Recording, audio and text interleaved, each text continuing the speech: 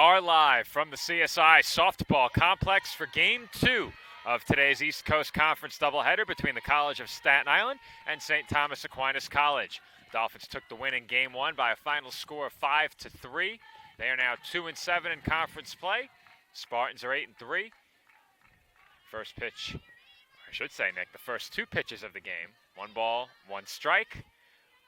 Once again, Joe Foreman on the call alongside Nicholas Bavona. In the circle for the Dolphins, Alexandra Frenza. And we'll get you the full starting lineup for both teams shortly.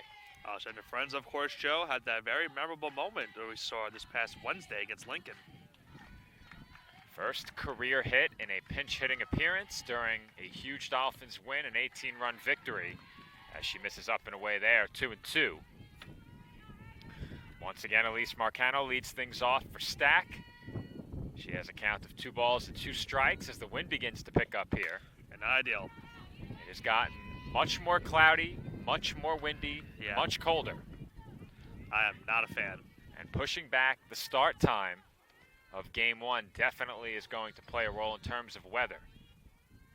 The difference between cloud coverage and sun shining during the last 20 minutes has been about 10 or 15 degrees at least. Yeah.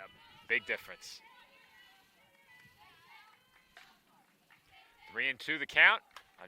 Another full count as that's hit to right. And Stalker makes the catch for the game's first out. Joe, let's make a tally this game for the amount of times we see a full count in this one. That's 1 already. I don't know how many we had in Game 1, but there are a lot. But we talked about it in Game 1. Some very lengthy at-bats between these two teams that really came down to the wire. And for the most part, the Dolphins were able to win most of those battles. A great performance from Kennedy Ruth in the circle, going the full distance and giving the Dolphins a much-needed 5-3 win to get their second conference win of the season, keep their playoff hopes alive, and now try to get a sweep over a very good Stack team here today. We spoke about it during Game 1, how important this game would be for the Dolphins in terms of playoffs and really this set of games, more so than just one game in particular. But we said they had to have at least one. And if they got at least one, they would live to fight another conference series at the very least. And that begins on Tuesday at Dieuville. A huge pair of games up in Buffalo. But if they take both today, all of a sudden they thrust themselves right back into the playoff conversation. And I think at the end of the day, when it comes down to it, they have to beat Queens twice, and they have to beat Mercy twice. Those are 4 games they have to win. So even if they win both today, they are not out of danger yet. Especially the Mercy series, considering that they lost those 2 games already to Mercy at Dobbs Ferry early in the season. So they need those 2 games, at least get 1. But regardless, they at least get, if they get both, they would tie the series record this year. Well, the good news for the Dolphins, if they do manage to win this game, is that they also, if they manage to finish the season red hot, could still win a potential tiebreaker with the Spartans if they win this game. It's unlikely they would end up tied given the conference records, but not impossible. Right. That win for Game 1 gave the Dolphins a chance to leapfront Queens in the standings now at 5th place. As you and I mentioned, they're right behind Mercy, but with them already losing the 2 games already this season, still have a little bit of work to do down the stretch. The Dolphins have to hope, as that's popped up on the infield, and the catch is made at second by Motley. Adriana Coiro retired for the second out, but the Dolphins have to hope that they do not end up in a tie with Mercy. That's the best case scenario for the Dolphins. Don't end up in a tie. You have to hope, if you're the Dolphins, that you finish ahead of Queens at this point. You have to hope that. Right. Shouldn't have that come down to a tiebreaker in an ideal situation. And I think when you look at the remaining schedule, if the Dolphins do not sweep those 2 teams, they probably don't get enough wins to make it anyway. Right. In all likelihood, they probably don't get enough in terms of wins. There's a big swing and a miss at that 0-1 pitch by Eliana Raposo. She's behind 0-2. We saw Frenza come in relief, Joe, and one of those games gets for the Dolphins against Stack. I believe it was Game 1 of that doubleheader, if I'm not mistaken. And that's hit sharply through the middle, and that one just got by Frenza. Correction, Two-out that was base game. runner for the Spartans. Correction, that was game 2. But yes, indeed, it is a 2-out single for Raposo. We saw what she did in game 1. Of course, that home run into left field. That one drilled right up the middle. 2-out hit for the Spartans.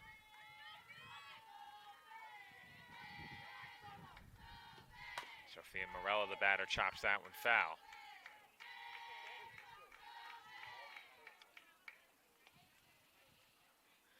The score in game 1 on Thursday, also 5-3. Identical final score to what we saw in game 1 here today. Obviously, the Dolphins on the short end of the game on Thursday. Comes the 0-1 to Morella. That just missed. I was looking at the Mercy schedule, Joe. They were supposed to play 2 games in Flushing today at Queens, but those games were postponed. You'd have to guess field conditions. Yeah. Credit to Building and Grounds and to our crew for getting this field playable today. We were not overly optimistic entering the weekend. We figured that we'd probably play on Sunday coming into the weekend, and we do end up with games today. That's crushed foul. It stays 1-2.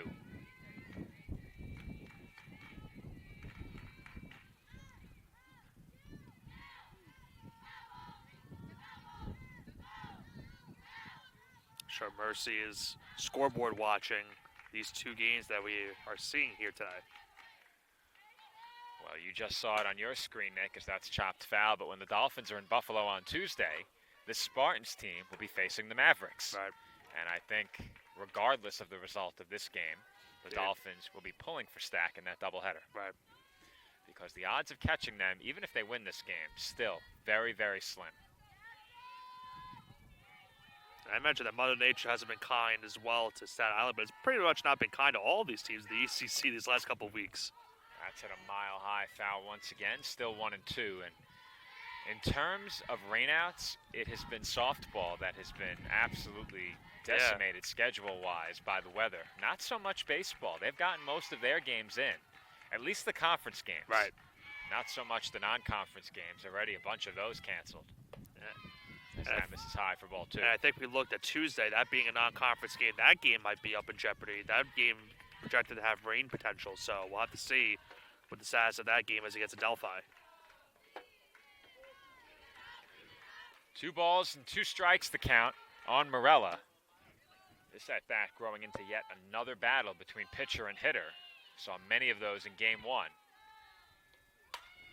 And that is hit a mile high once again, but well foul. Look at Sam getting some steps in. The PA announcer chasing that foul ball. A man of all trades. He does it all.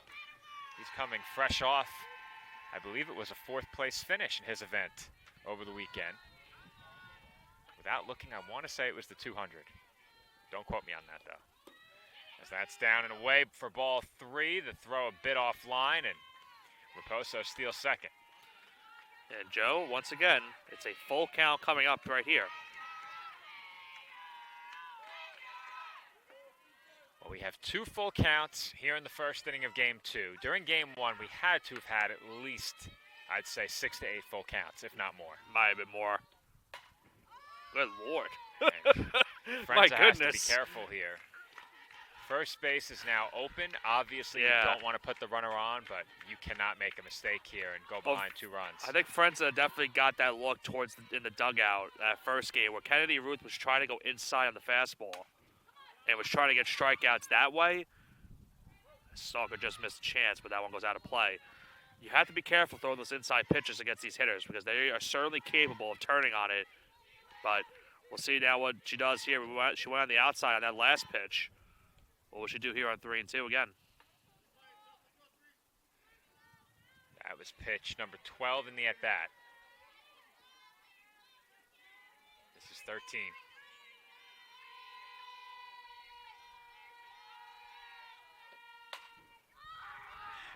They are getting closer and closer with each swing, Nick. Yep.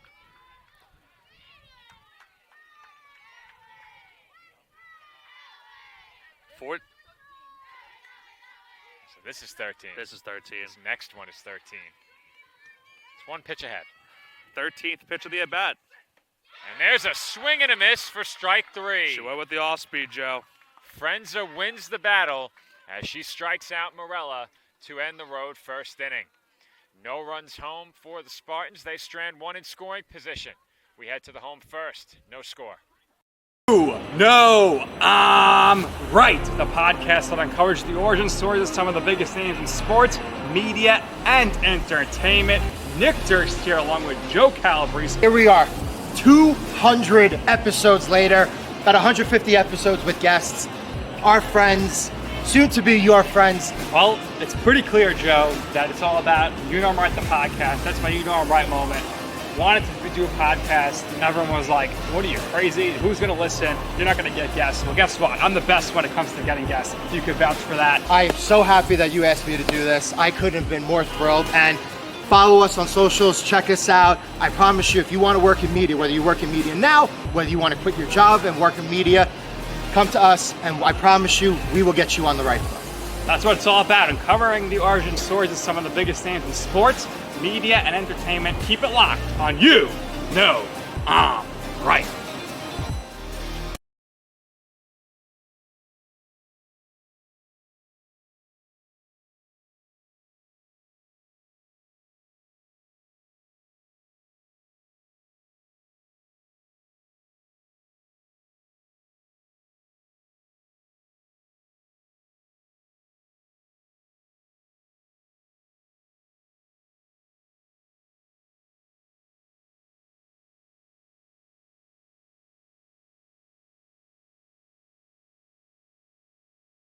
Gallon stinks.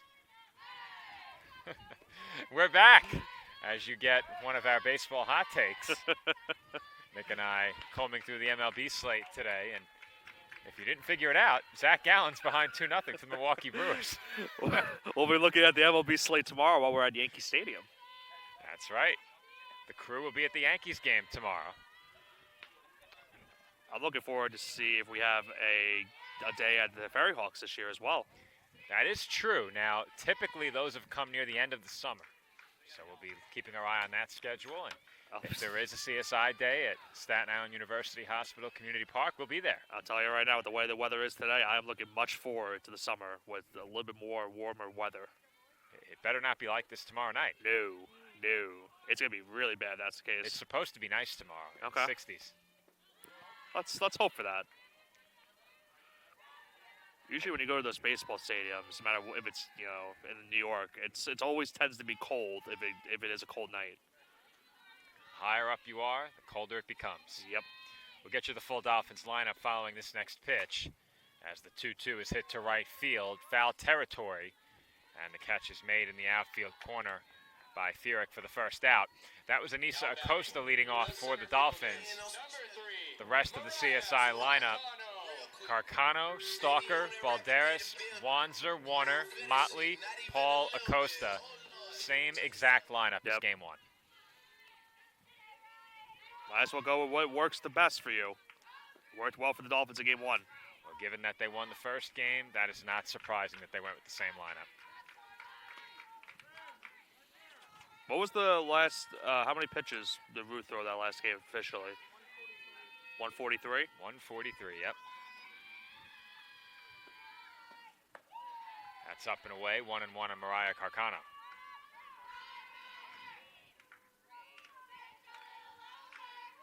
And you mentioned after today, the Dolphins go to Deauville on Tuesday.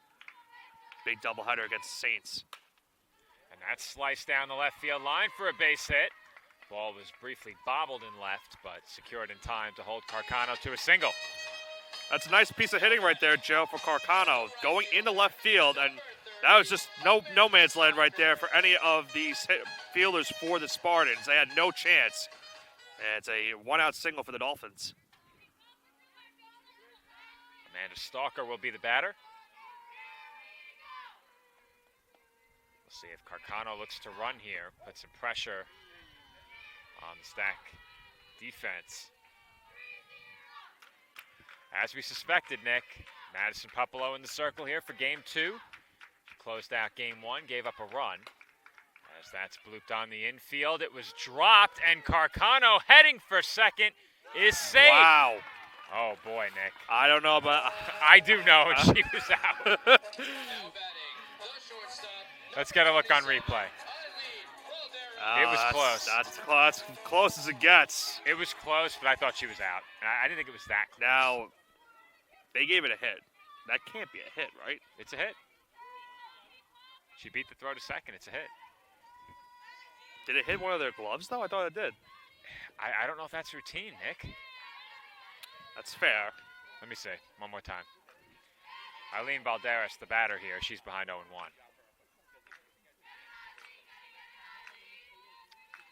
I don't think that's routine, Nick.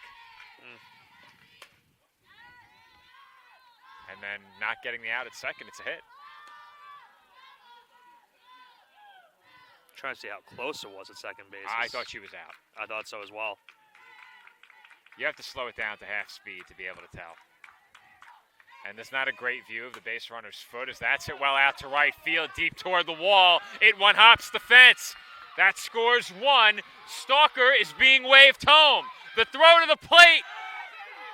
In time, and Stalker is out. What a throw to cut down Stalker at the plate.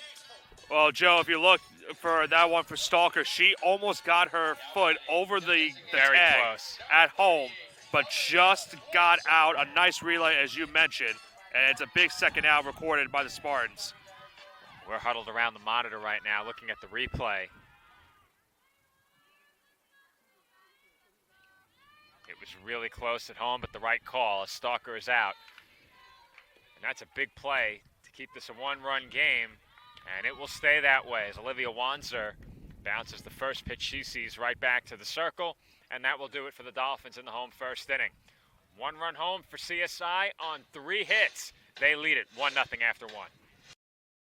Hobra, a taco joint, Staten Island, where we're proud to have shared our family-first spirit with people from throughout New York City and the world. With indoor dining available both at the bar and on the floor. Or step outside for additional seating and an outdoor bar. Serving beer that's crisp, ice cold, and worthy of a day at the beach. Cocktails that explode with flavor. And great food made with the freshest and healthiest ingredients available.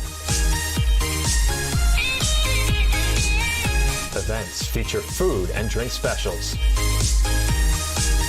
Live music. And the best of Staten Island nightlife. Your CSI Student ID saves you 10% on your dine-in order at Hobra. Visit us at 412 Forest Avenue, Staten Island.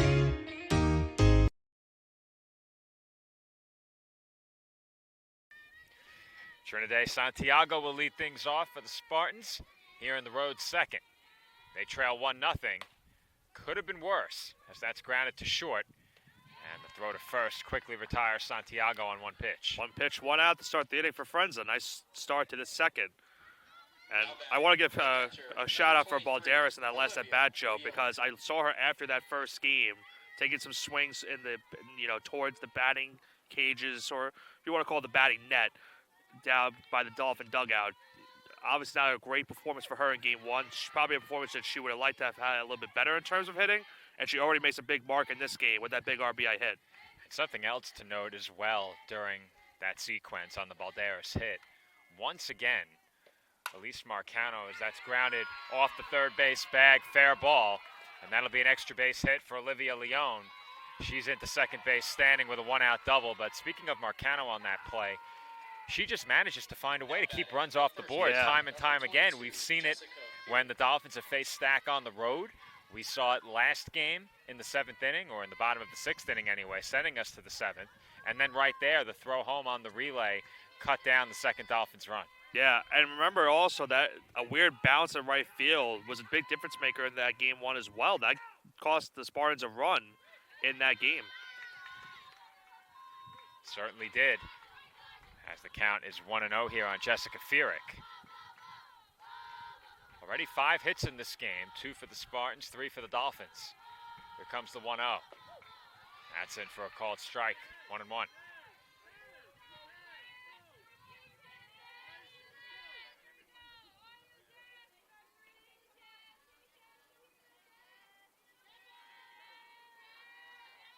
1-1. Lined into the glove of Motley. And Leone will hold it second, 2 away. So Friends are now 1 out away from escaping this jam. And we saw in that first game, Joe, both pitchers were able to work themselves out of some situations in that one. Can Friends work herself out of this jam right here and keep this Dolphin lead going into the bottom of the second inning? Maristella Coira, the batter, and she looks at ball 1.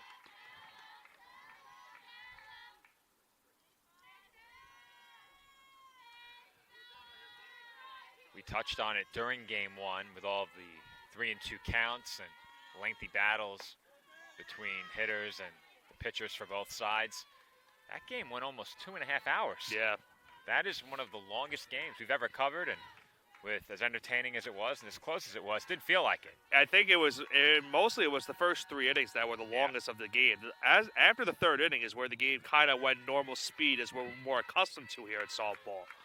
But those first 3 innings took a while, and that was a great testament to these hitters in this game so far. Coira had 3-0 here with first base open.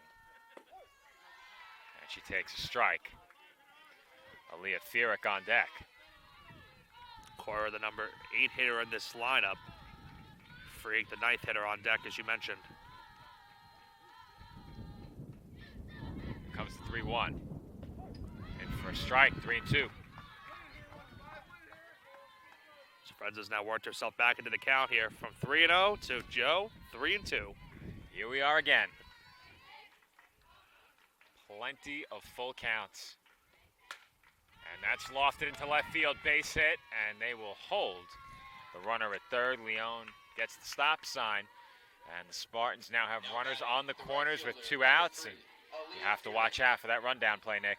Yeah, that was a good play, a hit right there from Coira, Joe, and you mentioned it, a rundown certainly could be in effect in this spot, but this is an out that Friends will love to get, the number 9 hitter in Freak. With the 9 hitter up, I think it's almost a sure thing she's going. There goes the runner. And the Dolphins won't even pretend to throw to second.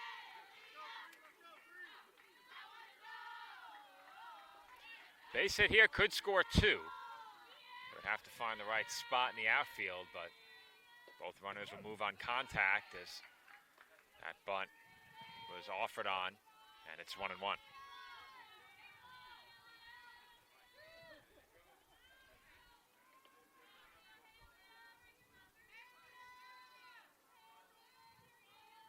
The 1-1. Hit in the air out to left. Acosta there waiting. And she makes the catch for the third out. Stack strands 2 in scoring position. The Dolphins still lead it by 1 when they come to bat in the home second. The Kettle Black on Staten Island, a top 5 wing joint in America by Food and Wine magazine. Serving daily lunch and dinner at the bar or on the floor. Perfect for family and group parties with top shelf drink and delicious food. From great times with good friends. Live sports and watch parties. To Staten Island's hottest nightlife. The Kettle Black features live music and DJs weekly. The Kettle Black features daily and nightly food and drink specials. The best Staten Island has to offer is at the Kettle Black. We'll see you there at the Kettle Black, located on 415 Forest Avenue, Staten Island.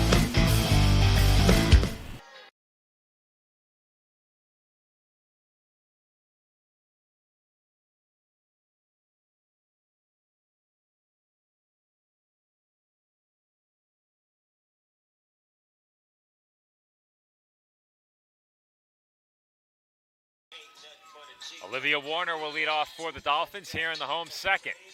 Staten Island leads Stack 1-0. Dolphins going for a doubleheader sweep and a split of the season series. That's dribbled to third, should be an easy play. And the throw is brought in. Thought that was sailing high for a second there, Nick. I thought it was commentator Shinkston right there. I thought that throw was about to sail. Yeah. And Bridget Motley will be the batter. 1 pitch, 1 out to start this inning for Pumpelo.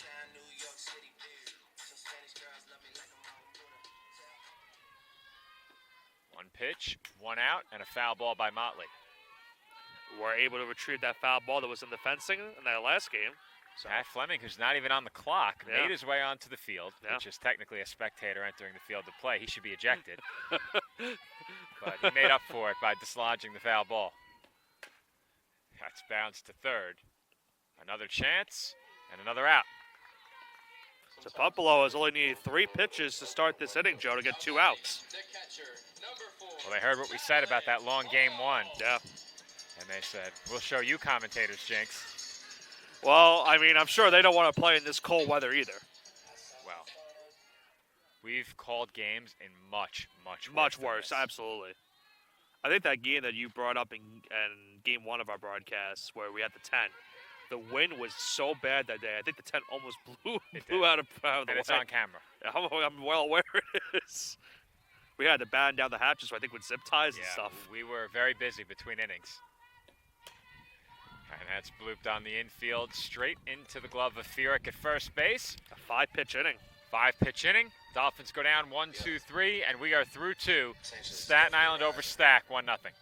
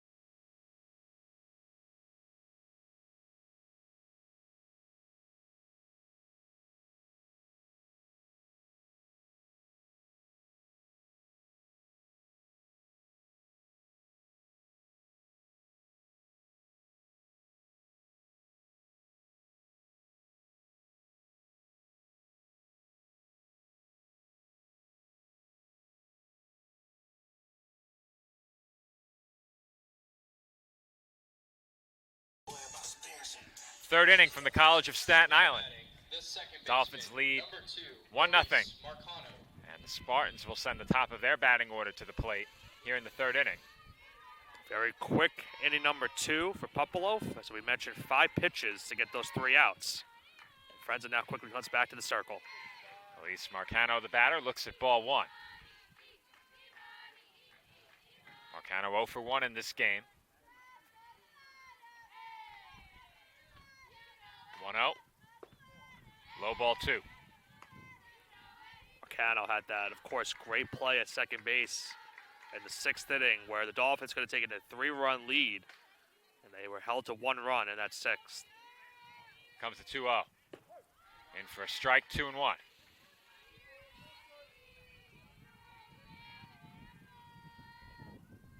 Dolphins do have the corners in here in anticipation of a potential bunt.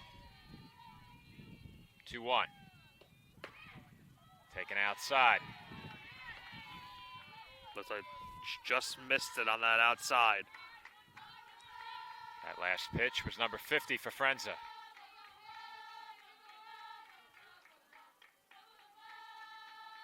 Three-two. On the corner, 3-2. And how about that? Did I say the 3-2 before that pitch? That was the 3-1. I didn't hear you. I might have. I think. Well, I it's did. full count either way. Joe Stradamus. I knew that the next pitch would be a strike. You spoke into Here existence. comes another 3-2 pitch, and that is ball 4. I think So Frenza another was- full count Yeah. and another walk. I think Frenza was hoping you would speak a strikeout into existence right there. Just missed it on the outside, and it's a leadoff walk to start off this third. I'll save speaking a strikeout into existence for when it gets really chilly. Well, of course, and we're also non-biased, so we can't be speaking into existence. Well, it could be for either team. I didn't say which team it would be. That's fair. If it's cold enough, fair. I'll take a strikeout on either side. That's fair. That's fair. That misses outside for ball 1. This wind is getting brutal now. It's starting to get a little bit brutal. Adriana Coira at the plate.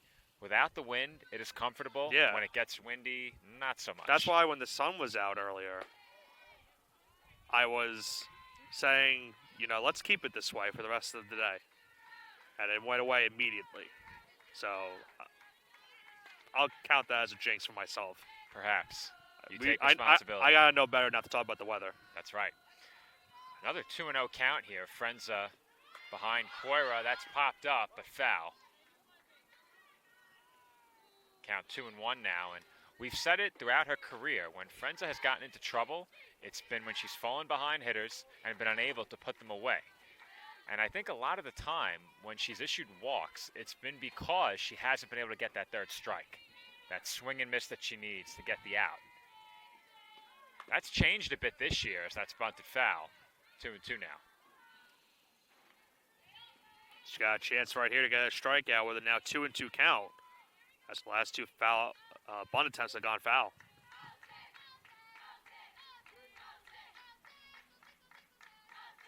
Two and two.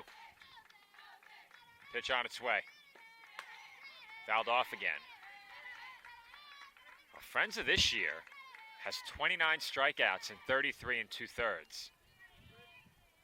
Going back to last year now, I do not think the strikeouts per inning were anywhere near that, if I recall.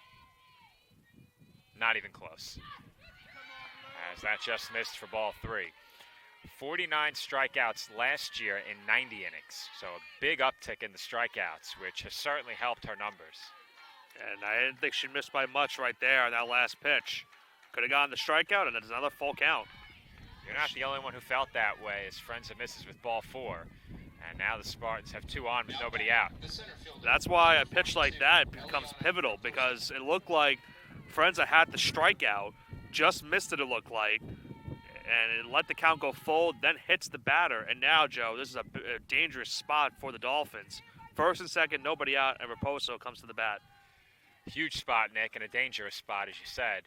And that will prompt a visit from Christine Wanaka. And if you take a look at the ERAs and the numbers for these Dolphins pitchers from last year to this year, the work that she's done with this pitching staff Yes. has to be commended. You look at these ERAs versus what we saw last year, and even the top of the rotation for the Dolphins has put up much better numbers than they did in 24. It's been a really big improvement from last year to this year, and she deserves a lot of the credit for that. There's been improvements on all fronts of this team, Joe, and not only pitching, but the hitting numbers as well. You can make the case that their hitting numbers this season outmarks their hitting numbers from last year. And last year was a pretty good year for the Dolphins in terms of batting average, and I think this year has definitely surpassed it as well. Well, credit to Coach Sugar as well. 294 last year for the team batting, 315 this year. And the record certainly reflects the improvement.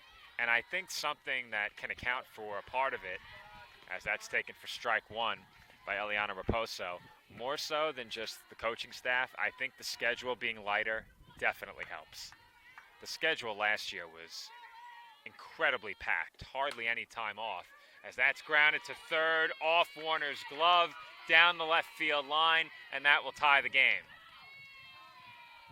Dolphins have had a really rough time of it over at third base all year long, and this time it's off Warner's glove. And that may have been a double play if she fields that ball. Yeah. Because she was already on the bag. They definitely get the out at third and possibly one more at first. That's one the Dolphins are going to want to have back for sure, Joe.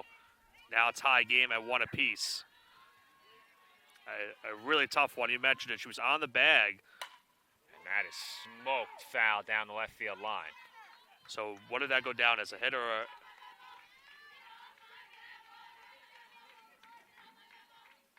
Is that they marked that as an error? Yeah, that's an error, 100%. I think it hit off her glove. I think it did too, but It hit off her glove and then skipped over the bag. That's a play you got to make. yeah, off the glove. That one kills you if you're the Dolphins, especially with nobody out, because not only did the batter reach and you didn't get the out at third, but the run scored and the batter moved up to second.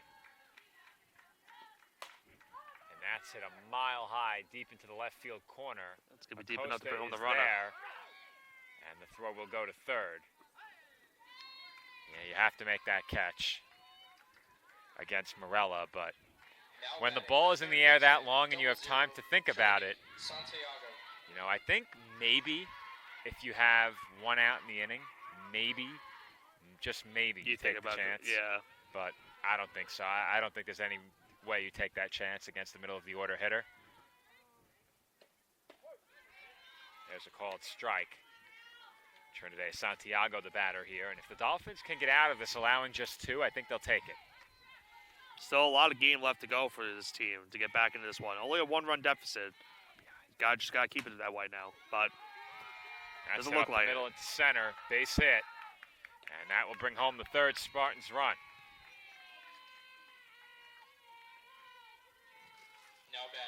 Well, we mentioned it in game 1, Joe. Santiago had so many big at-bats against Kennedy Ruth where she wasn't able to win the battle. This time she's able to win the battle this time around against Frenza. And gets an RBI single to extend the stack lead to 2. It's 3-1. That error could end up being a huge play, not only in this game, but in the Dolphins season. And we said it during the pregame ahead of game 1. When the Dolphins have been on the short end of some close games, more often than not, the difference maker has been a defensive miscue. Another chance for Warner on the same exact play, and they get the lead runner at second. Very similar to that play, and she Identical. just got the out at second base. Now batting the first baseman, number 22, Jessica Furyk. That will bring up Jessica Furyk. It's important that you got the lead runner. It gives you a bit of wiggle room here in terms of allowing a hit. We'll see if perhaps Leone tries to swipe second as Furyk takes a strike.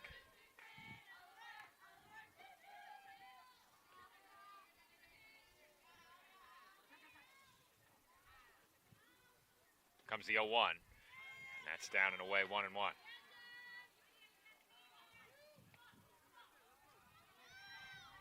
And I mentioned before that last single, Joe, I think for the Dolphins, get this last out right here. You go into the next half inning down 2. There's still a lot of game left to go for you in this one to try to get back into it and tie or take the lead. Well, I think if you're the Dolphins, you do have the advantage of facing a pitcher that you saw last game. I think that helps. Already got 3 hits off of her as well in this one. It looks like they're seeing the ball well against Pupolo. And this very easily could be a 3-2 game, and who knows what happens if you don't get that out at the plate. That's one more out you have to play with in that first inning. Count 2-2 here. And that's lined into right field for a base hit. Stalker cuts it off. Leone headed for third, and she slides in safely. Hesitated around second base, and it almost cost her. Number 5, Maristella Coira. And it continues for the Spartans, their 5th hit now of this game. Stella Coira, the batter now, and this is a big spot. There's a huge difference between a 2-run deficit and a 3-run deficit. Yeah. It is early, as you said, Nick, but if you're the Dolphins, you have to find a way out of this, allowing just the 3. Can't afford to fall down even further. Frenza really could use this out. That pitch is outside for ball 1.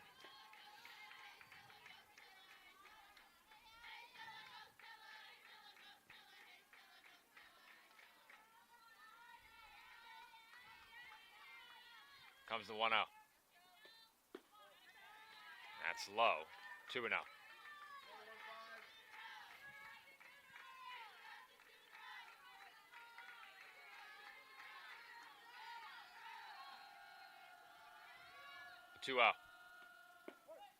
In for a strike, 2-1.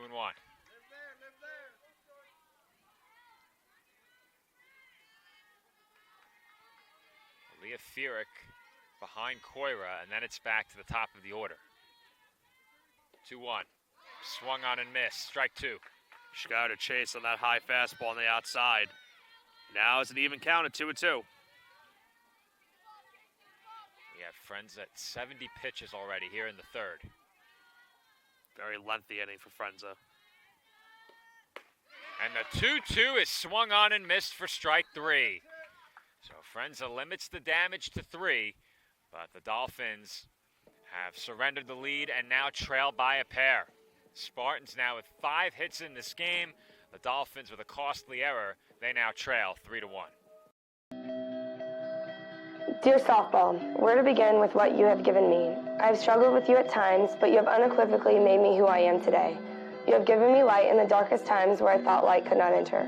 Growing up, you were there for me when social groups may not have been. You were there through familiar hard times, and you never gave up on me. You have introduced me to so many influential people in my life, and I wouldn't have dreamt of meeting if it was not for you. You always kept me motivated to pursue a dream. No matter what was going on in life, you kept inspiring me to chase my dreams. And you have taught me many life lessons of overcoming, perseverance, and what it truly means to dedicate yourself to your craft. You have taught me that success is not guaranteed or promised, and that it is earned every second of every day. Softball, you have guided me, pushed me to be my best, and inspired me. You kept me going when I thought I had no more to give. At times, you were my last hope. You have led me to this moment here, today, where I could not be more indebted to you. My name is Jenna Lilly. I am a senior softball player at the University of Oregon, majoring in sociology with a minor in psychology.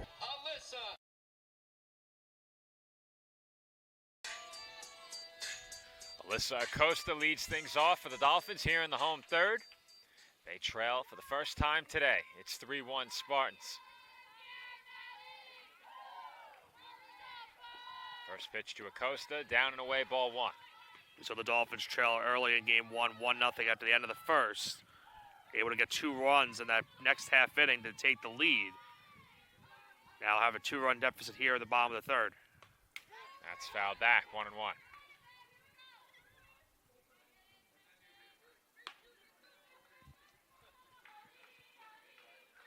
9-1-2 due up for the Dolphins here in the home half of inning number 3. Acosta, Carcano. And that's it on the ground to third. Nice play there once again by Santiago. And Acosta is retired for the first out. Yeah, not an easy out down that third base. And Santiago did a good job to get the first out of this inning. That will bring up Anissa Acosta. Acosta 0 for 1. Behind her, 2, 3, and 4 hitters all had a hit back in the first inning as that's grounded to third. Initially bobbled, low throw is scooped at first. Nice play by Leone to scoop it. Make that Furyk at first. And there are 2 gone. Yeah, and if I was going to mention, Joe, we saw Acosta in game 1 against Pueblo get that big RBI double to give the Dolphins the insurance run, but has gotten the best of her so far here in game 2. She's now 0 for 2. Carcano takes up and away, ball 1. Mariah 1 for 1. Single to left her first time up.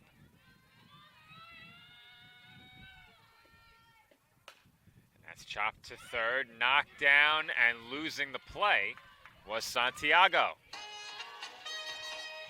Well, it was almost another quick inning right there for Pueblo, Joe. A very quick second. She got out on 5 pitches. I think she was at the exact same pace on this inning as well, but that E5 will extend the inning and now give the Dolphins the tying run at the plate and Amanda Stalker. And the Dolphins are calling Carcano back toward the dugout. Don't know, often see her get pitch ran for. I'm going to get it taped. Yeah, taped. On the cleat. Is your cleat coming apart? I guess so. Well, you can't run with one wheel. And Joe, I just heard from Tracy telling her team to take some pitches. We saw that happen. We saw what happened the first inning. They took a couple pitches and they got to her in that first. But these last 2 innings have been very quick work for Pueblo, and that error extended in the inning. But if you remember in game 1 as well for Clancy, Dolphins' big success in that game came to the fact that they forced Clancy to throw a lot of pitches in that game. So they need to force Pueblo to throw some pitches if they want to get back into this one. Stalker at the plate, representing the tying run, and she takes a strike. Stalker in game 1 missed the home run twice by a few inches. They would love to have one right here. 1. In for a called strike 2. Off-speed pitch from Pueblo. Quickly, she's ahead in the count, 0-2.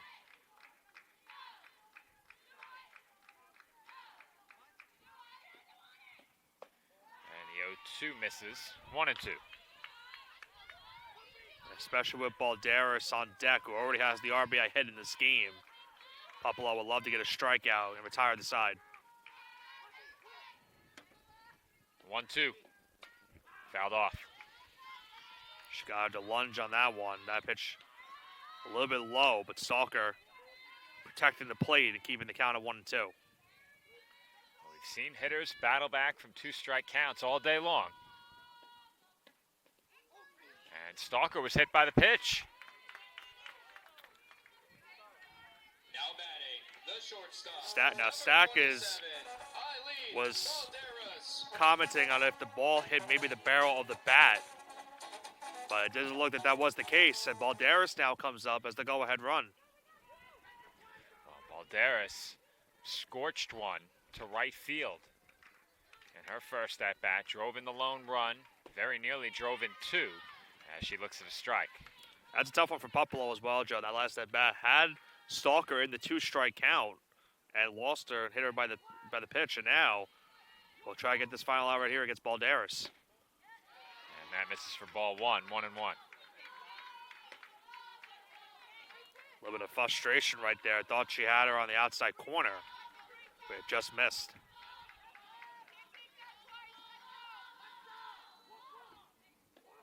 One, in for a strike. So once again, another 2-strike count for Buffalo here, Joe. 1 strike away from getting out of this inning. And the 1-2 is hit to short, hit slowly. The only play is to first, and Balderas is out. That will do it for the Dolphins in the home 3rd inning. They strand a pair. Our score through 3. The Spartans 3 and the Dolphins 1. Campuses nationwide, the NCAA is making transformative changes for student athletes. While they pursue their biggest dreams, we're launching new initiatives to help them. Life-changing education opportunities are just the start. The NCAA is providing enhanced mental health services. We're guaranteeing scholarships and tuition and expanding access to healthcare. Visit ncaa.org/change to learn more.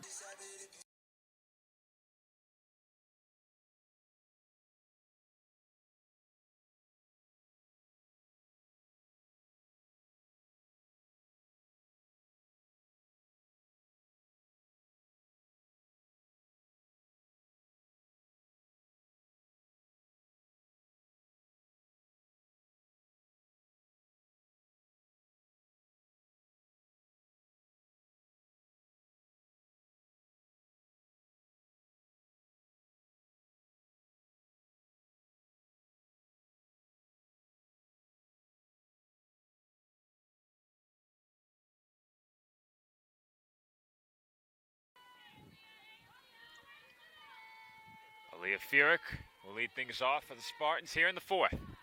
They lead CSI 3-1. First pitch on its way from Alexandra Frenza, and that's in for a called strike 1. Tough break for Frenza on that last half inning, Joe. That play at third base, a costly error that tied the game at that point. And 2 more runs will come around to score for the Spartans, and now they have a 3-1 lead. That's bunted down the third base line. No chance for Warner. And it's another bunt single for the Spartans. We've seen that a couple times here today. And a nice job by Freak once again getting a bunt single. And now, Joe, brings us back to the top of the lineup. They'll see Frenza for the 3rd time in this game. Marcano against Goes Frenza bunt. thus far. 0 for 1. Bunts and is thrown out. But there's no one covering There's no third, one Joe. covering third. Warner was the one that made the play, but no one covering the third base bed. The closest player there was Acosta in left field. So the Dolphins' failure to cover third base allows the runner to advance 2 bases. That could really prove to be costly for the Dolphins now in this inning. Now Stack is a few inches away from making this a 4-1 game. That's bunted again. Throw goes to first, and that is perfectly executed by the Dolphins. And it wasn't an easy throw for Paul. I think she might have hit the bat when she made that throw, but she still got it in time. And a nice play by Modley as well at first base covering the bag. And the Dolphins are now 1 out away from getting out of the inning. But as we mentioned, the dangerous hitter is up to the plate. Spartans effectively gave away an out right there. Yeah. Was a challenging throw. as that's hit to third. Foul ball. Almost hit free down that line, but just went foul. You would think that the intention there had to be to bunt that at Warner over third. It was. It definitely was. Didn't see how far in she was, but even then, She was. you can still make a play at the plate. She was in, but it was close enough towards home plate for It's hit ultimate well play. to center. Carcano has room, and she's got it. Side retired. Good job by Frenza getting out of the jam, Joe. That could have been trouble, but instead, Frenza strands a runner at third base, and we head to the home fourth. Dolphins still trail 3-1. That's a timeout on betting. It completely changed the game, and you didn't even notice. Let me break it down for you. Betting ads are applying full court pressure and getting you to play the game. Many of you are falling for it and losing big money. Addiction is happening in some more than others. Now players are getting harassed by bettors. And we all know that's not how the game is won. So it's on us to be good teammates and draw the line to stay ahead of betting consequences. In the left field corner.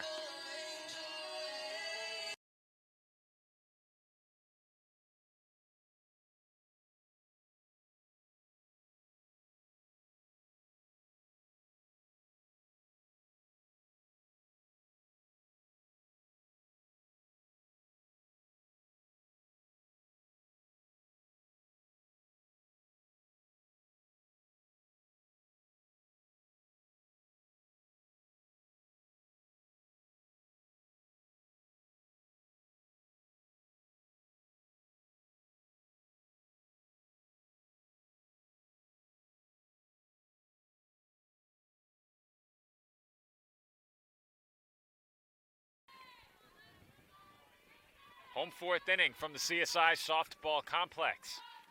Dolphins trail 3-1 as Olivia Wanzer looks at a strike. Wanzer 0 for 1 at the plate in this game. 5, 6, and 7, excuse me, up in the inning for the Dolphins.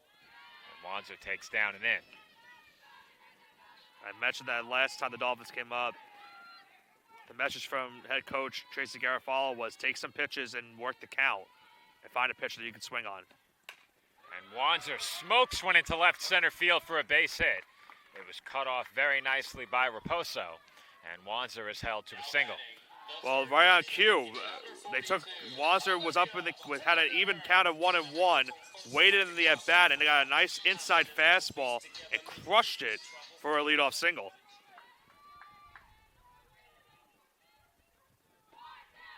Pitch to Warner, low ball 1. Of course, Warner had that big hit in game 1 in the first inning, that 2-run single that erased the early deficit for the Dolphins in that one. The 1-0, in for a strike.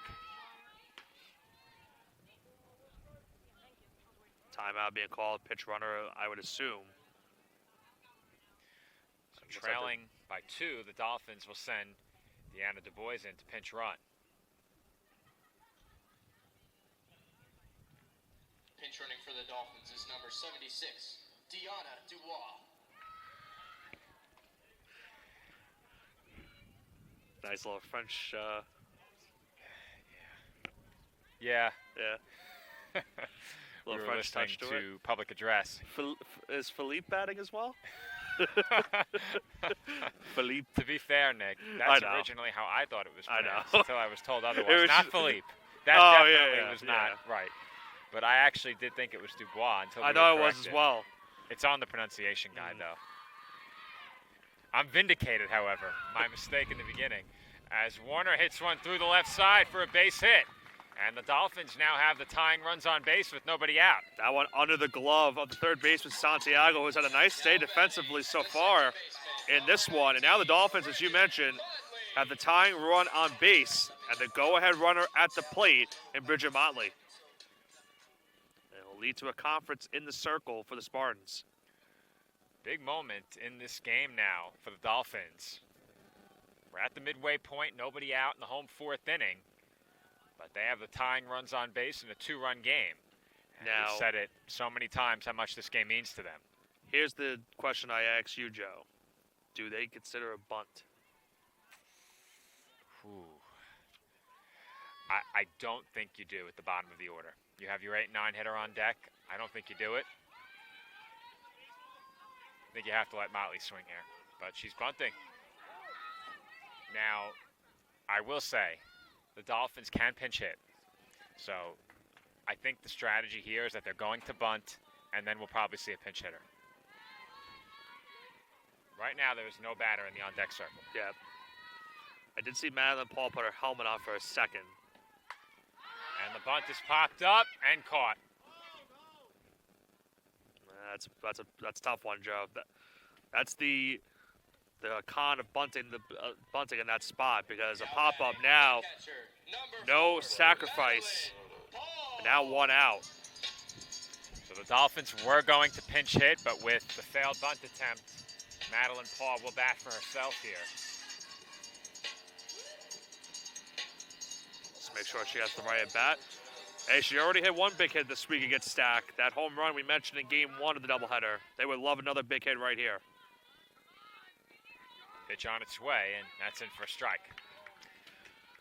And with Alyssa Acosta on deck, you mentioned a potential pinch hit opportunity could happen. If Paul was to get on, and even if she doesn't, I think you might see a pinch hit at the next at bat. That's grounded down the line, just foul. That was really close. I think they got it right, though. The only way that's fair is if it went over that front corner of the base. What do you think, Nick? I think it went foul just at the last second. That's what I thought in real time. It was fair the whole way until it went to the bag. And the 0-2 is high.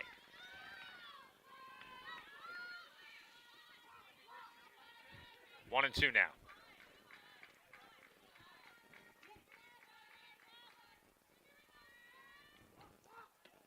And the 1-2 is popped up again behind the plate and caught. 2 gone. Back-to-back pop-ups now for the Dolphins in the sitting, Joe. After getting those first 2 runners on. And they'll keep Acosta in with 2 gone. If she can get on base, it is back to the top of the lineup. So this is a big at-bat right here for Pupolo. You want to get this out to avoid the top of the lineup coming up with the potential bases loaded. Alyssa Acosta does bat, and she chops the first pitch foul. This inning began with a lot of promise. And the Dolphins now, with 2 outs, still have 2 runners on. At the very least, you'd like to give Anissa Acosta a chance here. Any way you can get on here, if you're Alyssa Acosta, you'd love to do it. She takes high 1-1. And if you remember in game 1 as well, when the Dolphins got that 2-run single, that was when they had the bases loaded and nobody out. They then got 2 straight outs. They were in danger of not scoring in that inning. They're in danger of not scoring here, but we'll see if Acosta can extend it. Look out.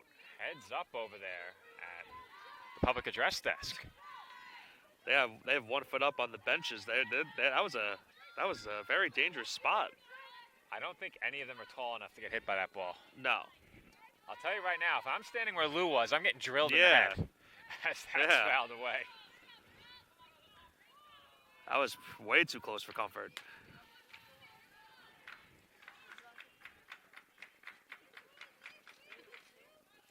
One and two, the count on Acosta.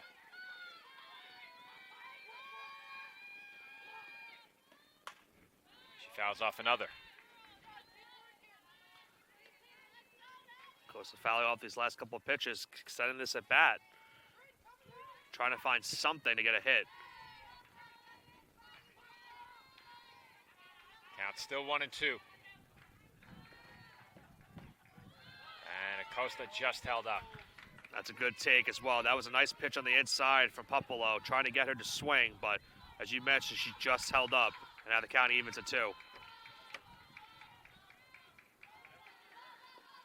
2-2. Hit hard on the ground right at Santiago, and she steps on the bag to end the inning. The Dolphins strand 2 on base in the 4th. They remain behind by 2 runs. Our score, Stack 3, Staten Island 1. NCAA athletes don't just compete, they make history. Representing our nation with pride and excellence, they bring home the hardware. Our college campuses serve as training grounds for the next generation of stars. Catch tomorrow's Olympians and Paralympians on the NCAA Championship stage today.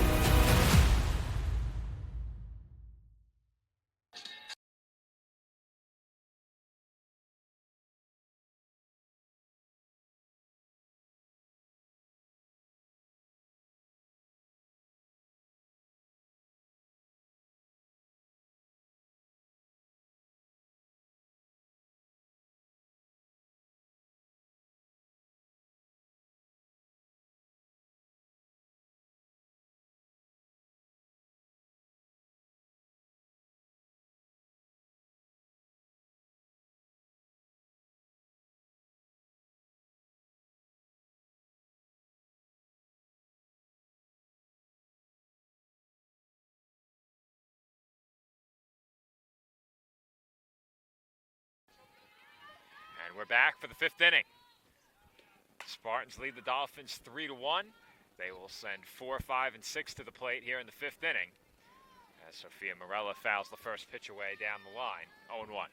Popolo able to work out that last inning jam, Joe. After giving up 2 singles to start the inning, was able to get out of it and get some big, the 2 pop-ups and then that ground ball towards third base.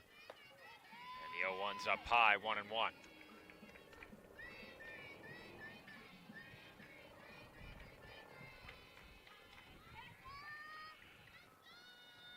Someone enjoying their nice stroll here on campus.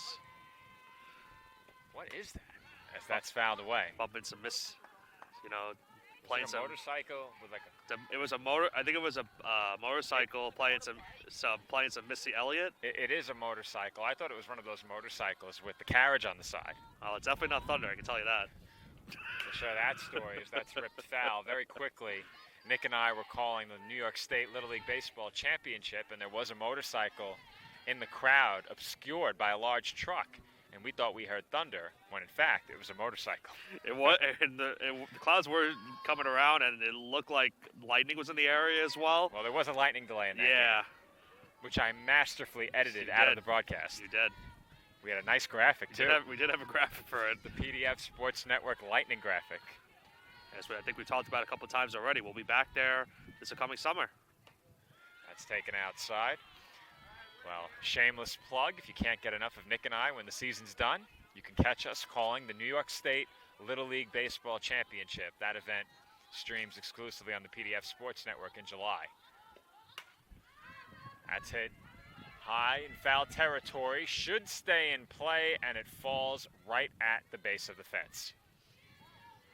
Wasn't sure if Acosta knew initially if she had room or not, but wasn't able to make the catch. Count remains full at 3-2. And speaking of another full count. Another full count. But speaking of that event as well, not only will we be calling baseball that week, we'll be calling softball as well. Softball. New York State Softball Championship will be the following week. Nick and I will be on the call for that as well. So 2 straight weeks in July of Nick and I's. That is crushed to left. Acosta gives it a look, but that ball is gone. Sophia Morella has made it a 3-run ball game with a solo shot deep beyond the left field fence. It's now 4-1 Spartans. Yeah, you knew right off the bat, Joe, that one was gone, but I hate to go back to it, but that play in foul territory at first down the right field line, the Dolphins really could have afforded to make the catch right there. They weren't able to. Another pitch extended the at-bat, and it led to that home run, and it's now a 4-1 lead for the Spartans in this game. Well, Nick, if you go back and look at this game from this point to the beginning, the Dolphins have been decimated by a couple of errors. 2 huge errors. One won't go down as an error. Yeah. But that ball did fall right at the feet of a couple of Dolphins in foul ground. Not an easy play against the fence, but one that you probably have to make. And it's one that you paid for not making. And it's now a 3-run ball game. This game far from over, but I don't think Frenza can afford to give up any more here. That home run from Morella, Joe, her 7th of the season, tied for now 2nd on the team. As she extends her RBI total as well. She leads the team now with 34 RBIs this season. Stack ahead by 3. And that is crushed foul. I think the concern now is these last two pitches have been crushed. One went fair for the home run. That one drilled foul. I did see some action going up in the Dolphin bullpen, so we'll see how long Frenza goes in this inning. Trinidad Santiago, the batter, and she fouls off another 0-2. Well, to be fair, in the first game, we said it when Spartans got some really good swings against Kennedy Ruth that we thought she might come out of the game. She did not. Went the distance, got the win, throwing 140 pitches. So I think Frenza might have a bit of a leash here, given what we saw from Ruth in game 1. That being said, that pitch was number 95, and once again, it's fouled off. Keep in mind as well, you have an off day tomorrow, but then you're back at it on Tuesday. So you got to keep in mind, you need to make sure you have your starters and your relievers well rested for these last 2 weeks of the season. You said it earlier in the day, as that is crushed foul again. But you said it earlier in the day. All of the games remaining for the Dolphins are conference games. They are not going to spare any pitching the rest of the way, you would think. If they have a chance to win a game, they're going to do everything they can to win it. That's fouled back. I'm not sure that there's any situation outside of a massive blowout where the Dolphins would look to save pitching. They need to keep this game where it is right now.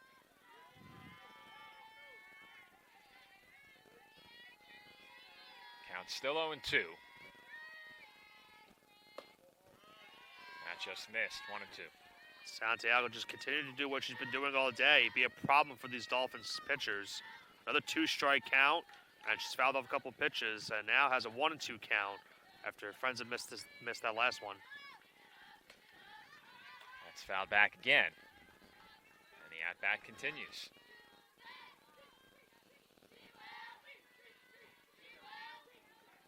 She hit 100 yet?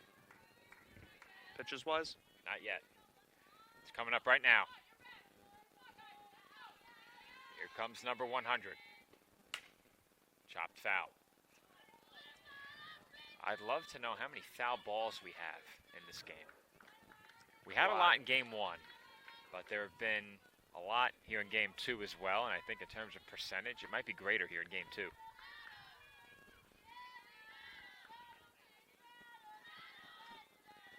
1-2. That's another one. Foul. That one might not be attainable. That one went about as far as you're going to see one hit. We might need to get a ball runner for the baseball field that's beyond the trees and just keep someone there to retrieve it. We need to build a platform in left field. Yeah. So that you can see the game and chase foul balls in the woods, as once again, Santiago just got a piece. Officially, that's yet another foul ball. Count still 1-2.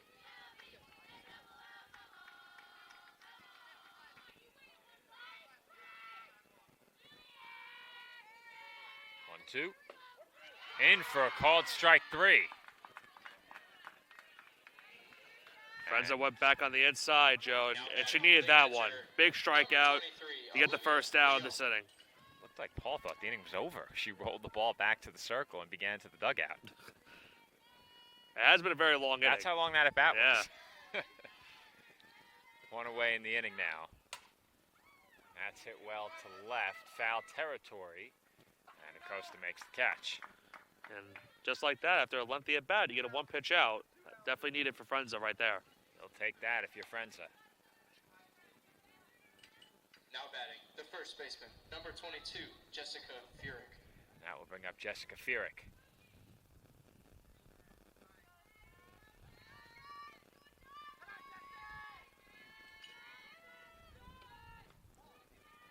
That one skips to the backstop, ball 1.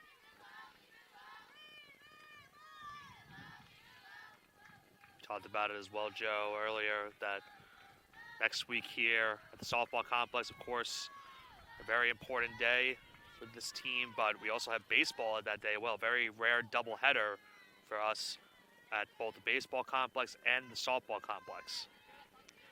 We've avoided that scenario so far this year, and it finally catches up to us next time we are here for the weekend. But we are here on Friday as well, right? The 18th?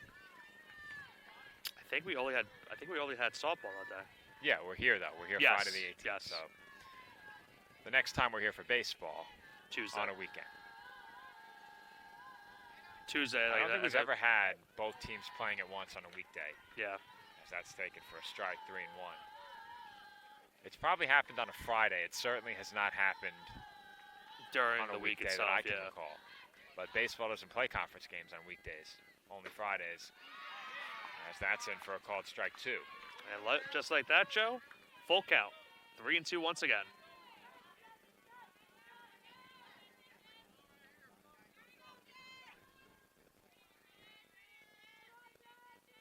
Comes the 3-2. That's it well to center. Carcano back to the warning track, makes the catch. And that will do it for the Spartans here in the 5th. Stack extends their lead to 3 on a solo home run by Sophia Morella. They now lead Staten Island 4-1.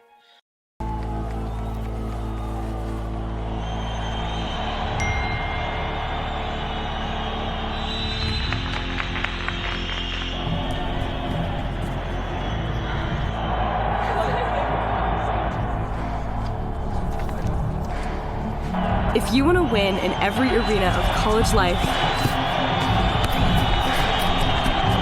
go D2.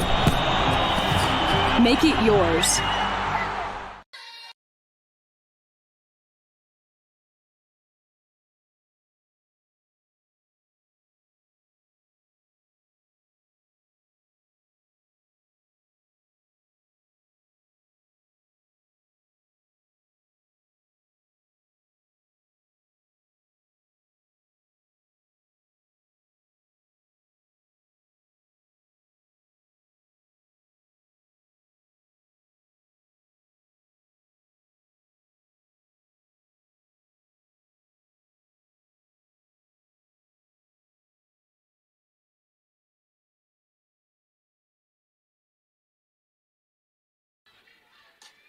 Anissa Acosta to the plate for the Dolphins here in the home 5th inning. Dolphins now trail by 3. TJ looks at a strike. Morella's home run, as you mentioned, now giving the Spartans a 3-run lead. The Dolphins now down to their final 9 outs of this game. That's taken up and away. 1-1.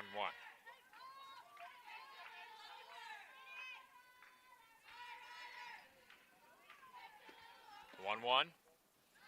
This is ball 2. Kind of back out of the way on that one. Now early hitters count for Acosta, 2-1. Well, if you're the Dolphins, this is the inning where you'd like to make some noise. Top of the order due up. That's chopped foul, and you want to give them one more chance in the 7th if it gets that far with your team trailing, and right now behind by 3. That is certainly a possibility.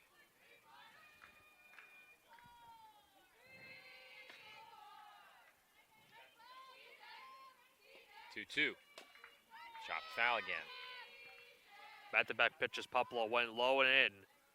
Costa was able to make contact with each one. This count's still 2-2.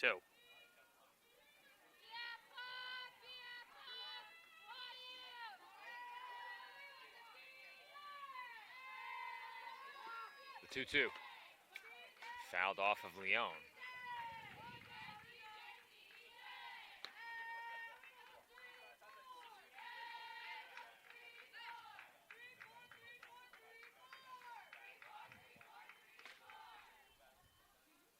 A very lengthy at bat in this one. Will it reach 3-2 again? We've seen it all day long. And it will not as Acosta goes down swinging.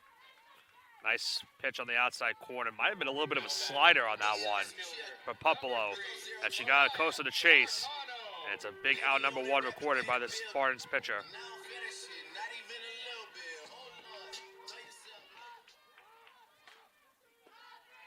Carcano at the plate, lines one into left field for a base hit.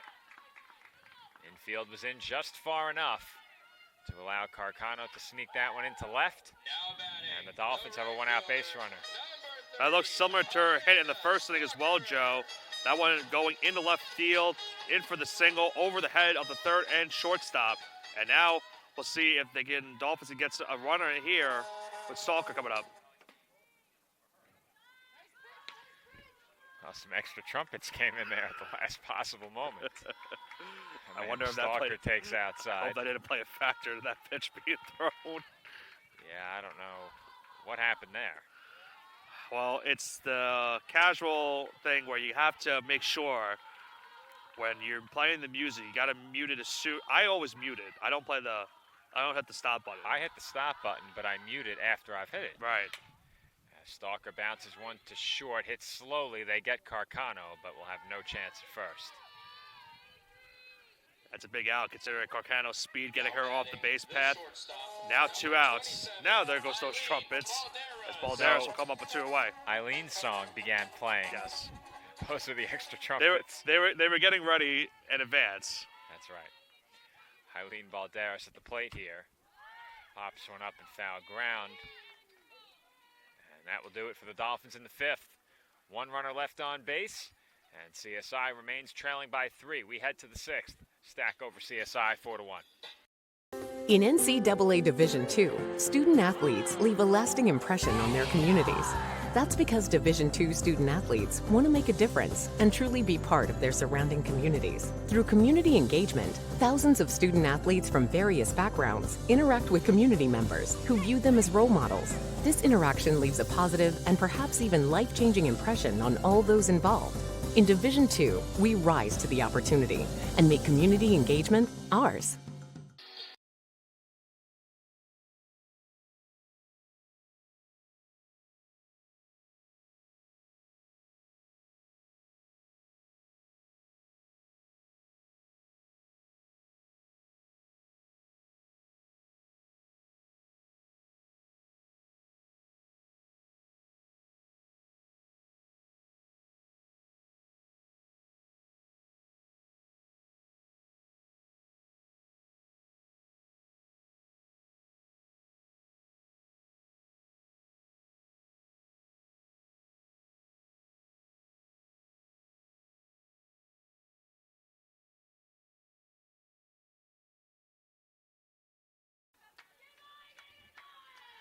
Maristella Coira, the batter, to lead off for the Spartans here in the 6th inning. They lead 4-1. Stack with 4 runs on 7 hits, 1 error. The Dolphins 1 run on 6 hits, 1 error. Alexandra Frenza back to the circle, and she deals a strike. Coiro showing bunt. We've seen that a couple times from her here today. Comes the 0-1. Foul back. Most importantly, not near the camera. Let's keep it that way. You and I were already having a conversation about a potential other camera, maybe for next season as well. Well, the plan next year is to add another camera, and with the move to Flow, their agenda for 26 has baseball and softball with 2 cameras. At baseball, it's nice and easy. We have a press box. Right. Pitcher, batter, wide shot. You and I were brainstorming on locations for a second camera here, as that's taken up in a way 2 and 2, but one of the locations that I was thinking of was on top of the tarp. You put the tripod in, wedged behind the tarp, between the tarp and the fence, and then you point the camera toward the infield.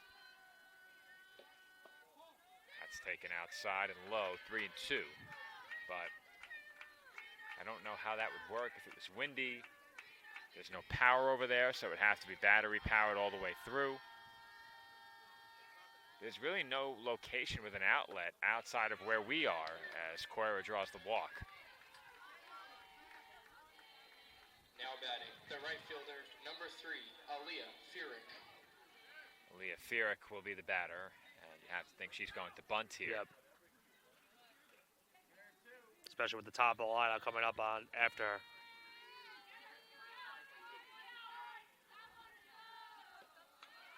And that is bunted foul. 0-1. Furyk is 1 for 2 at the plate. And every Spartan in the lineup from the 3 through the 9 spot has a hit. The 1 and 2 hitters are the only stacked batters that have not recorded a hit in this game, as that's bunted to Warner. Her throw on time and on target. Dolphins got very lucky again, Joe. That's close to that time at the last second did cover third, but they were trying to avoid what happened earlier on in this game. I don't know if you Might saw. have had, we might have had someone someone comment about that. Is that what you're talking about? You heard over there? Yes, I did hear him. So I won't the name. Dolphins failed to cover third on the last bunt. Yes. And they did not see Acosta covering third from Yes. where they are. And they were getting animated. Coach Pat, he's going to be supplanted. Coach Cowles is going to be supplanted by Coach Pat now. Was that him? That was Pat Fleming, yeah. As I don't it's think fouled that. away. It was him. Are you sure? Yes, it was Okay. him.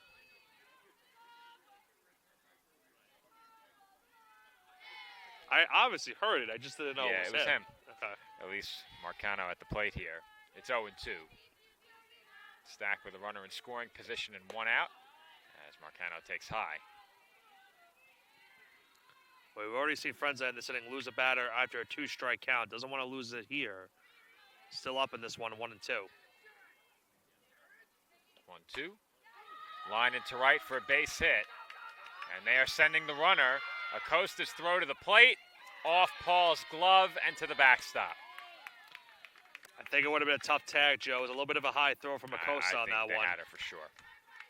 They had her for sure. I think the problem is that she went to tag without the ball. I think she pulled the glove down just a bit too early. Let's say it'll lead to a pitching change. Brooklyn Meller is going to come in to pitch. And with that, we are going to head to a quick break. Another run home for Stack here in the sixth. They now lead it by 4. Spartans 5, Dolphins 1.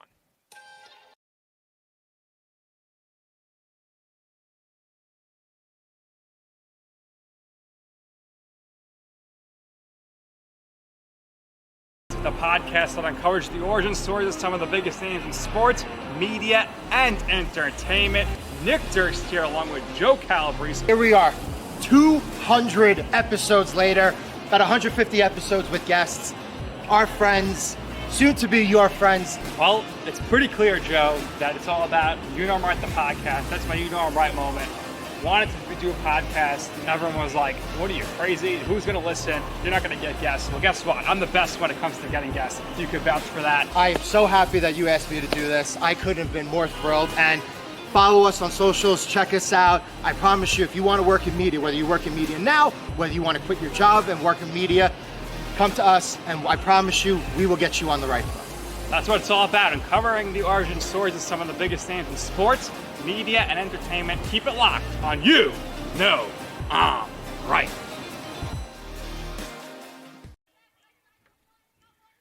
And we're back from the CSI softball complex in a 4-run game, 5-1, as the Dolphins have gone to the bullpen. Brooklyn Meller, the new pitcher, as I mentioned before the break. First batter she will face is Adriana Coira, and she inherits a runner in scoring position with one out. That pitch misses up and in, ball 2. Meller has seen a lot more usage this year, and she's rewarded the Dolphins coaching staff with her performance. Got the start against the Spartans in Game 2 on Thursday. 5 innings in that game, 6 hits, 3 runs, 3 walks. Did not pitch a bad game. Dolphins just didn't get any run support, unfortunately.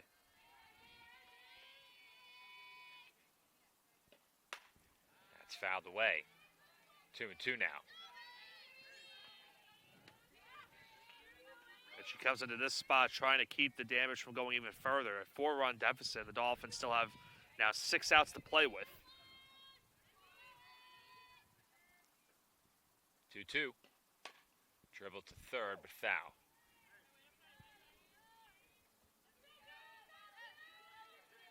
Well, I said it during the previous inning. The Dolphins really couldn't afford to give up any more. They certainly can't now. Runs have been hard to come by in the 4 games against Stack, as they have the runner in a rundown between second and third. No one covered in second, How about though. that collision? Yeah, that was a almost near nasty collision. As I think it was a Cano 6. met Warner, and Warner took her down with the tag. Football. I didn't know the football game was this early already. That was an emphatic tag. Yeah. I believe a 6-4-5 put out on that play. That is correct. Always trying to help our statisticians here. 2 away in the inning now. As that rundown was occurring, the runner did advance to second. So Coira now in scoring position for Raposo. Raposo behind 0-1. And she takes high, 1-1.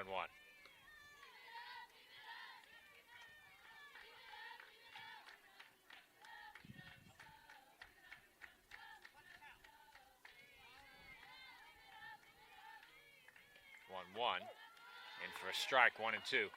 Raposo got a little bit fooled on that one. Nice breaking ball from Meller, and it's now 1-2. We said that covering her outings down in Florida. We noticed that a lot of hitters were really caught off guard by that pitch. That's chopped foul.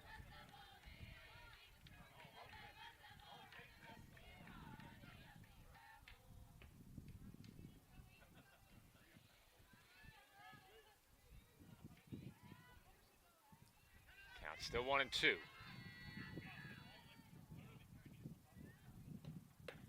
That's high, 2-2.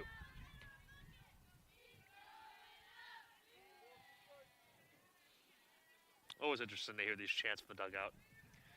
I listen in from time to time, Yeah. admittedly. That one definitely, I heard the last end of it. We're using microphones instead of headsets at softball this year, so we You hear everything. You can definitely hear it now. I think the audio is somewhat picking it up as well. When we Yeah, don't, when you we can don't pick it up speak a at bit. least. And Joe, how about this? Another full count. Here we go again. I don't know the exact tally in this game. And that's hit well to left center, back toward the wall, and gone. Eliana Raposo has done it again, her second home run of the day. And the Spartans have now broken it open at 7-1. Her 9th home run of the season, Joe. She just continues to have this monster year for the Spartans team. A big reason why they are on top of the East Coast Conference in standings. And now she adds to this already nice lead for the Spartans, and now it makes it even bigger. It's 7-1 here in the 6th. Dolphins now in a 6-run hole. And Sophia Morella, who has already homered in this game, comes to bat. And in case you were wondering, Nick, the foul ball runner has to go retrieve that home run. Oh, I saw him earlier do it for a couple of the other ones. He's gotten his steps in today. I've taken in 1 game from behind the outfield wall during my time here. As that pitch misses low and in, 1-1 on Morella. Wonder if he has one of those things where you can count how many steps he has taken today, because he's taking a bunch. That's popped up. Foul ground, caught by Paul. And the side is retired. But the Spartans strike for 3 more. They now lead it by 6. Our score, Stack 7, Staten Island 1. Hobra, a taco joint, Staten Island, where we're proud to have shared our family-first spirit with people from throughout New York City and the world. With indoor dining available both at the bar and on the floor. Or step outside for additional seating and an outdoor bar. Serving beer that's crisp, ice cold, and worthy of a day at the beach. Cocktails that explode with flavor. And great food made with the freshest and healthiest ingredients available. Events feature food and drink specials. Live music. And the best of Staten Island nightlife. Your CSI Student ID saves you 10% on your dine-in order at Hobra. Visit us at 412 Forest Avenue, Staten Island.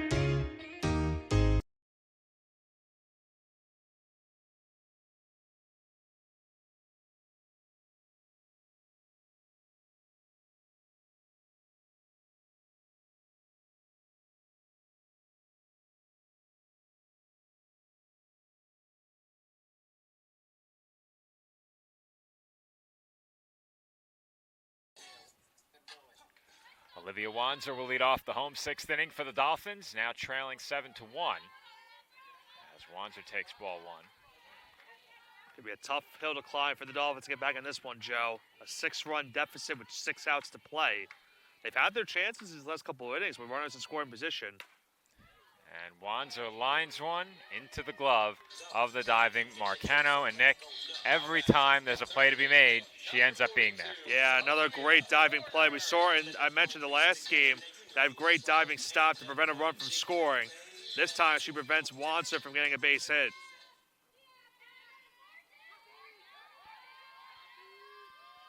Olivia Warner at the plate. Looks at ball one. Popolo's done a great job as well in this game, Joe. I might not have the exact pitch count off the top of my head. I think she's hit near 70, if I had to guess. On the dot. There's a called strike, 1-1.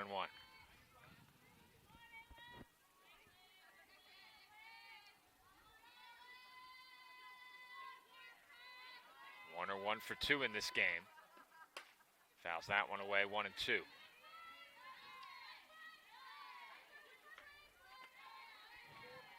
He's getting his steps in again.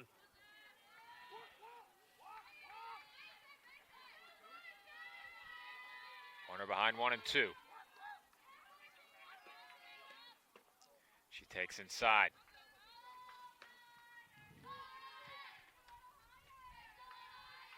In that game as well, Joe, in game 2, Popolo threw 92 pitches total, and that complete game shutout win.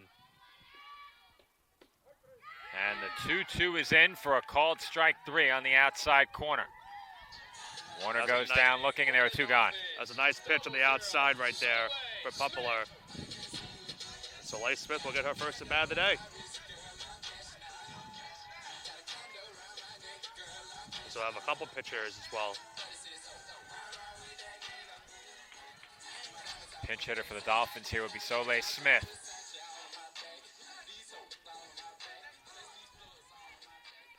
Smith bats for Motley in this spot. Natalia Canoth on deck to bat for Madeline Paul.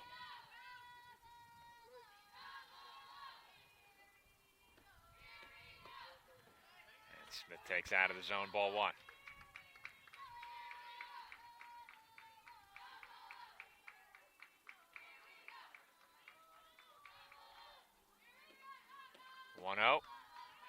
Inside ball 2.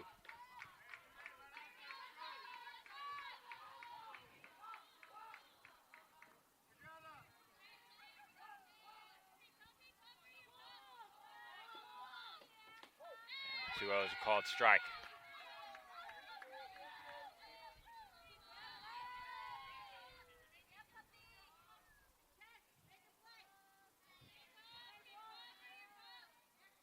Two one. Outside, ball 3. Smith trying to extend this inning right here. Get on via the walk.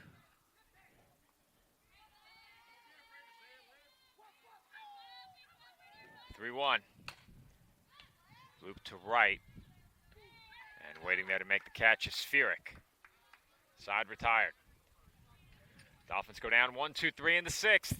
We head to the 7th. Stack leads 7-1. The Kettle Black on Staten Island, a top 5 wing joint in America by Food and Wine magazine. Serving daily lunch and dinner at the bar or on the floor. Perfect for family and group parties with top shelf drink and delicious food. From great times with good friends, live sports and watch parties,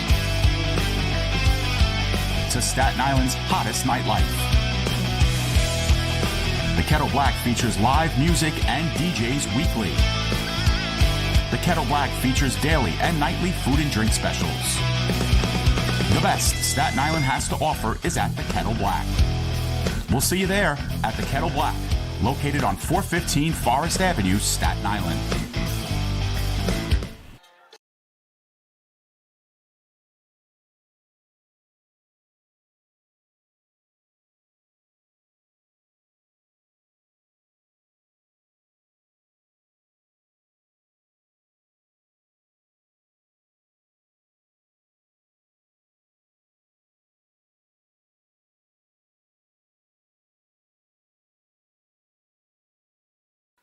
Seventh inning from the CSI softball complex. Stack leads 7-1, looking for some insurance here in the seventh. Trinidad Santiago, the batter, takes up and away for ball one. Santiago 1 for 3 in this game. And she takes a called strike, 1-1.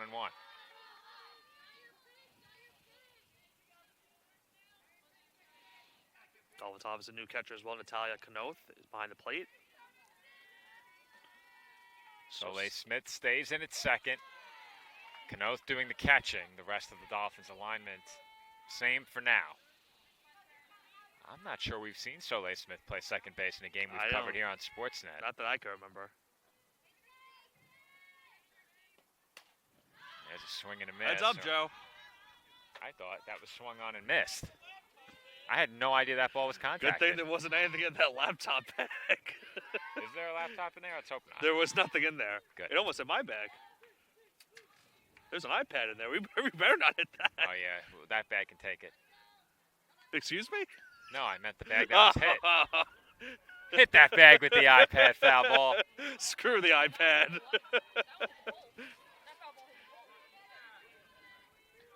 Count still 1-2. I don't think I've ever seen a foul ball hit that way, where it went right towards our bleacher. Well, not our bleacher, but the bleacher next to us. Often. If that was our table, I would have caught it. That was our table for a little bit. True. Was that last year we moved, or was it the year prior? I feel like last year we were there to start, and then we moved to back here. Not sure. I don't remember. That's pulled foul. Get ready to retrieve that one.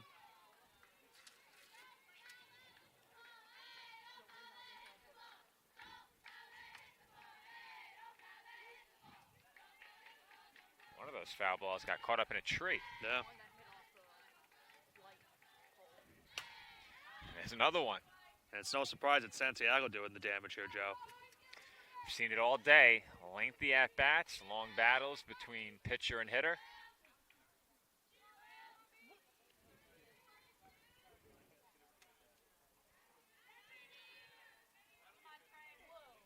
I might have to climb the tree after the game, Nick. Which tree is it caught in? The one right behind. Behind the pole? Right behind them. The tree over everyone's shoulder. Okay. That's grounded to short. Valderas, long throw, in time, one away. Another lengthy at bat for Santiago, but once again, the Dolphins are able to win the battle. So there's one out. Olivia Leon will be the batter here. Leon 1 for 3. I was trying to see where the foul ball exactly was, but I don't see it. Yeah, I couldn't exactly find it in there.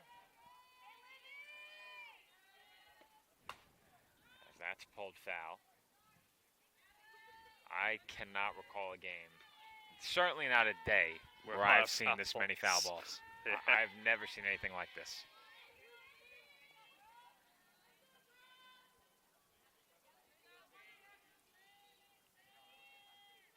Comes the 0-1. Low, 1-1. I should have made a graphic on the side and had done a tally of how many foul balls have been in this game, or both games, I should say. I wonder how much further we could go with custom graphics in terms of what we put on the screen. 1-1's in for a strike, 1-2. Well, as you mentioned, a big transition year for us next year with the move to Flow. Should lead to some nice, interesting broadcasts for us.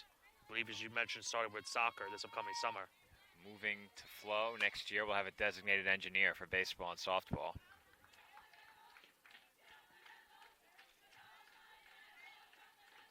Still 1-2, and in case you missed it, that last pitch, another foul ball. Do we see another one coming up right here? 1-2, up high, 2-2.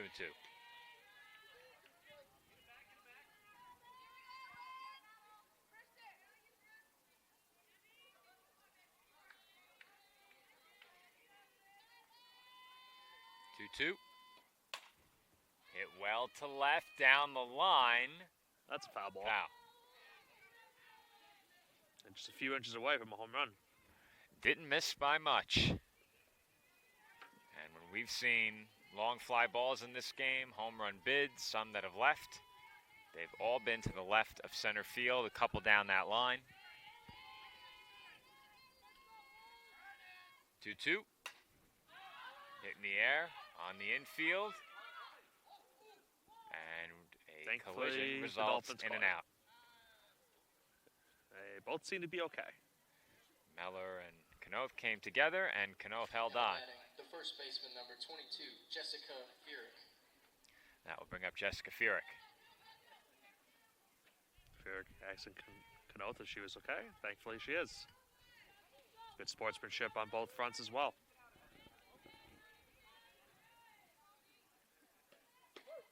There's a first pitch strike to Furyk.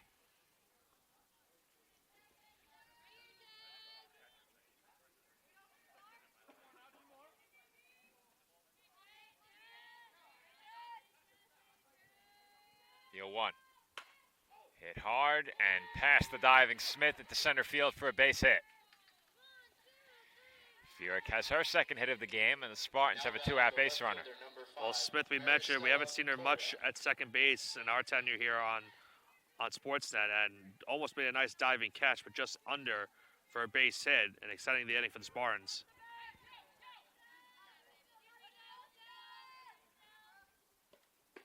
Maristella Coira at the plate here, looks at ball one.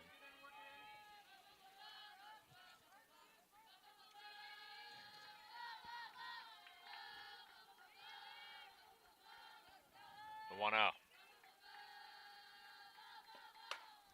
Hit to right and caught by Stalker. And that will do it for the Spartans in the 7th. Last chance for the Dolphins, and we come back. They trail 7-1.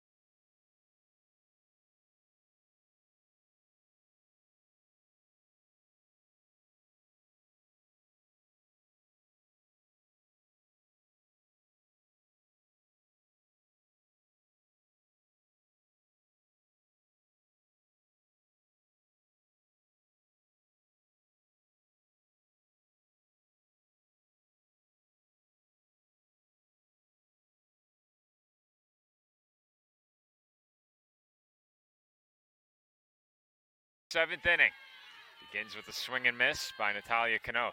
I was trying to motion over to you that the mic was still just a few seconds muted while you were The home introducing seventh us. inning begins with a swing and miss by Natalia Kanoth. The next swing is a grounder to short, and Kanoth is retired for the first out. Well, certainly, Joe, this game hasn't gone the Dolphins' way. It started off nice. They got a run in that first inning. They weren't able to get that second run to come around and score after Stalker was caught at the plate. But ever since then, Stack is really dominating. Fortunately, a bad error at third base for the Dolphins cost them a run. 2 more runs came around to score for the Spartans in that inning. And then a couple of big home runs for Stack has given them the 6-run lead. And also, keep in mind, Popolo has done a great job in this performance. Still under 100 pitches, I think under 90 as well, going into this inning. This next one will be 83. And Alyssa Acosta takes a ball, 1-1.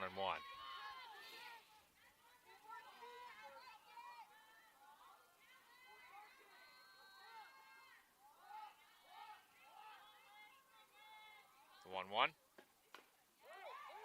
Acosta fouled it off her shin, perhaps off her cleat.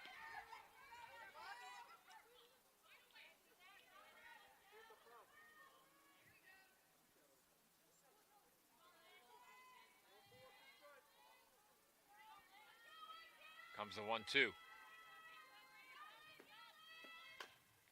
Dribbled up the first baseline. It rolls foul.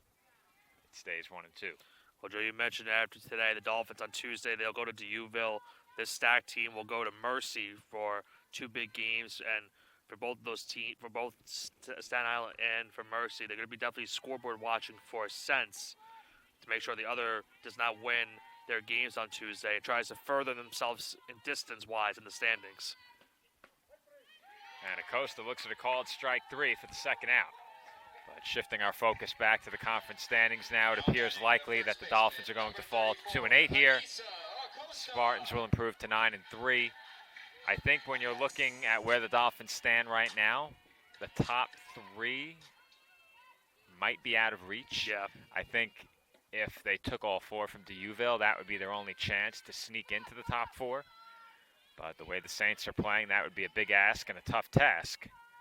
Saints right now 7-5 in conference play, but you take 3 of 4 from Deauville and you're able to take the next 2 against Queens and Mercy, you have a shot.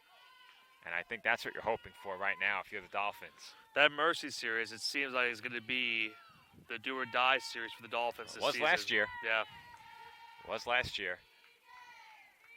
If you take both from Mercy and both from Queens, I think there's a good chance that you're playing essentially a play-in doubleheader against Deauville on the 26th at home. Right.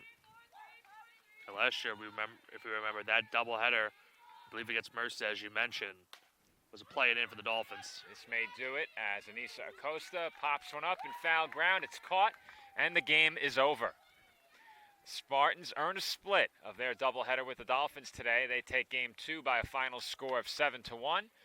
Dolphins fall to 2-8 in conference play. The Spartans are now 9-3. And obviously, Nick, it was a big win for the Dolphins in game 1. We said they had to have at least one of these games. They get the first. Would have loved to have had the second, but doesn't happen for them here in game 2. A nice bounce-back effort from the Spartans in this one. Well, it all came down to the pitching performances in these 2 games, Joe. Kennedy Ruth going the full distance in game 1. Madison Pupolo going the full distance in game 2. Brilliant pitching on both fronts from both of these teams was the difference maker in this doubleheader here today. We mentioned it, the Dolphins needed to avoid getting swept in the doubleheader. They did at least do that, taking game 1 of this doubleheader.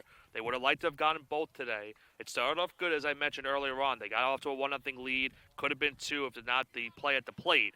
But then Stack really got into a big offensive flow as the game went on. 3 runs in the third, a run in the 5th, 3 more in the 6th, giving them a 7-1 victory. They had some big timely hits as well, some home runs from Raposa on the day. Morella also hit a home run, and they also, as I mentioned, had some good pitching. And that would be something the Dolphins would now need to bounce back. We had that doubleheader coming up on Tuesday against Deauville. Would love to at least get one in that game, in that doubleheader as well. I get the sense it's the same situation as today. Can't afford to get swept in that doubleheader against the Saints. And meanwhile, they're also going to be paying attention to Stack's games against Mercy as they try to catch the Mavericks in the standings this season. Dolphins are quickly approaching that territory where they're going to need some help in terms of playoff positioning, but getting one game today at least keeps them very much alive moving forward. You said it, Deauville coming up on Tuesday, and then what I consider to be a really big doubleheader coming up on Friday when they face Queens. On Saturday, they'll host Senior Day against Malloy, and then a week from Tuesday, Mercy is here at the CSI Softball Complex. So a lot more coming up here on CSI Sportsnet. Our next broadcast over at the Baseball Diamond on Tuesday. Baseball currently scheduled to play Adelphi. That will, of course, be weather permitting. For any updates, visit the baseball schedule page over at csidolphins.com.